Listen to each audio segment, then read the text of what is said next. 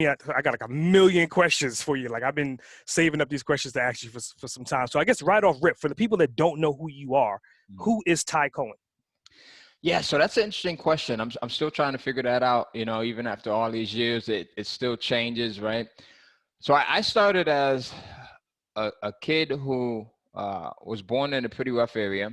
I grew up in Bridgeport, Connecticut. When you think of Connecticut, you think of farmland, maybe pastures, if you're not familiar with the Northeast, right, in that area.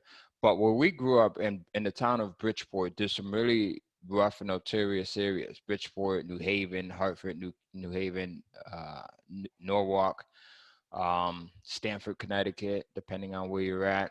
So I grew up with the trials and tribulations of trying to walk a straight line when everyone else around me was, doing whatever it required to survive in that area. I was also born with sickle cell anemia. So, sickle cell anemia being a chronic disease, something that, especially at that time, right, could end your life early. I was told that I wouldn't live past the age of 17. Out of 7 or 8 children that my mom had, 2 of us were born with sickle cell anemia. My oldest sister Gwen died from it when she was 27. She passed away, and I'm 12 years old, and I'm seeing this, and at the same time, around that same time, I was told that I wouldn't live past 17. So that became my reality. Thinking that I wouldn't live past the age of 17, I ended up getting into a lot of destructive things, self-destructive as well as destructive to other people. Um, and it wasn't until, I kind of, my mom and dad were separated, but my dad would always come by. He was into church. And one day I remember him coming by to pick up me and my younger brother, Michael, and him having this book by Les Brown in the back seat of his car. And that was very uncharacteristic of my dad as far as I knew him, because he was this blue collar guy. He was a construction worker. He was a security guard. He was a taxi cab driver.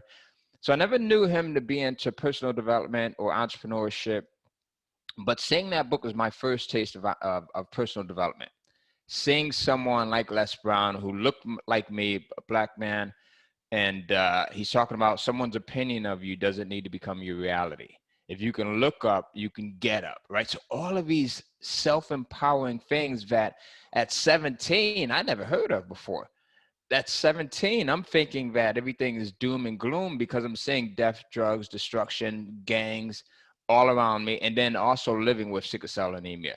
So seeing that, I ended up taking that book. I ended up stealing it out of my dad's car, to be honest with you. And taking it, man, and just reading it like till like 2, 3 o'clock in the morning. And it totally changed the way that I looked at life from then on. It was the initial paradigm shift that required me to go from that point of possibly being another person that would have ended up dead or in jail because of the environment, right? Or because of what I perceived to be my only options because I was in that environment, to now being able to generate millions and millions and millions of dollars, and to be able to speak to hundreds of thousands of people across the planet. So man, I'm just excited to be here. I'm always open for the opportunity to talk to someone, and that's where we're at.